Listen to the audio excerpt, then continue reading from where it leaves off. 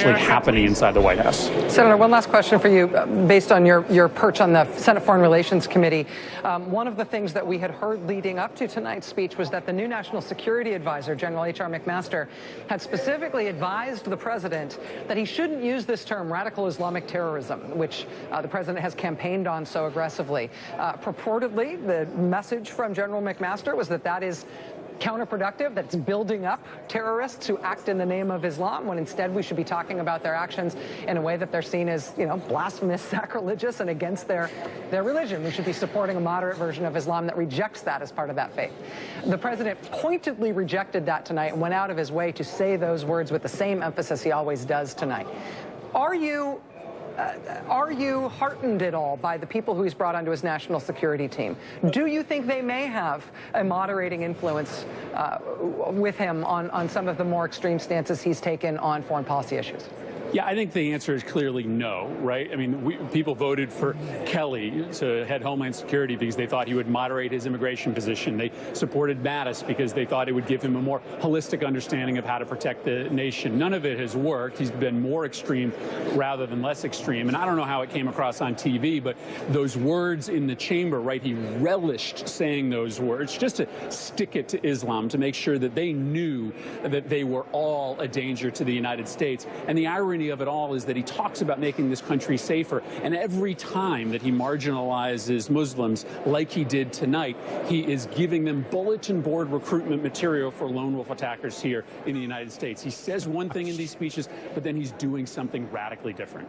Senator Chris Murphy. So the first clip, we hung fake news up in the rafters. We retired it even after the first clip.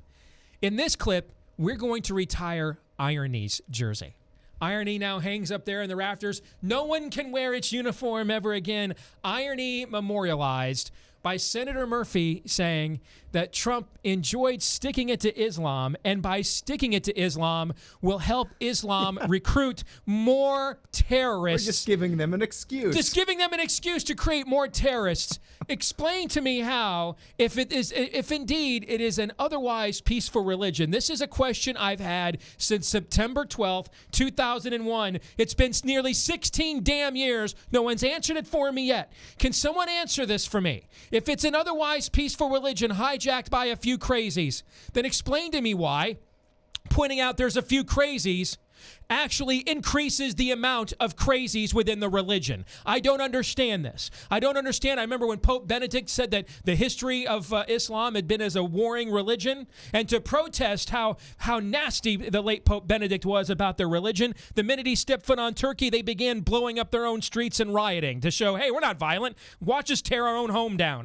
I don't understand this. Someone explain to me, if indeed this is peaceful, why does criticizing its crazies create more crazies? Todd, that makes no sense at all. Not. The whole notion that the communications team of ISIS is just sitting there with pen and paper on adjective watch to make sure how we label the new incoming policy of McMaster's or anybody else makes me want to pull my hair out. This is stupid on stilts. What made them more, before we had social media, before we had American politicians referring to radical Islamic terrorism, can someone tell me what prompted Saladin to invade Jerusalem? Do you know?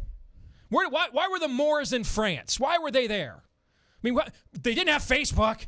You weren't sharing your anti-Muslim bigotry Facebook memes in the Middle Ages. So what begat the Crusades? Where did that start? Hey, those 7 churches in Asia Minor that Jesus writes those letters to in the book of Revelation, that Asia Minor is modern-day Turkey, those churches are all gone. Does anybody know what happened to them? Where'd they all go? Does anybody know? I mean, as if there is inherent in the history of this religion, it needs a prompting. What did the Jews say at the Battle of the Trench that caused them to essentially get drawn and quartered and dismembered by Muhammad? Does anybody know? Well, essentially, those Jews, they had it coming. That is the argument of the likes of Chris Murphy, and he's not alone. We've heard this from Republicans, too. I mean, we heard this from George W. Bush. He essentially became the C.S. Lewis of Islam. Mere Islam. It started September 12th, 2001. And so tell me where these peaceful... Of course, the average Muslim does not believe in this stuff, and that is the point. Because the safest place for any Muslim to live on planet Earth, Todd, is where? Here. The Great Satan is the safest place on planet Earth for every peaceful, law-abiding Muslim to actually live. Why is that the case? Why? Why? All the historical examples that I gave, why did those occur? Why? And explain to me one more time why, if indeed it is wrong to call out radical elements within Islam, because that will create more radical elements within Islam, then how can you turn around and tell me, on the other hand, that this is a peaceful religion?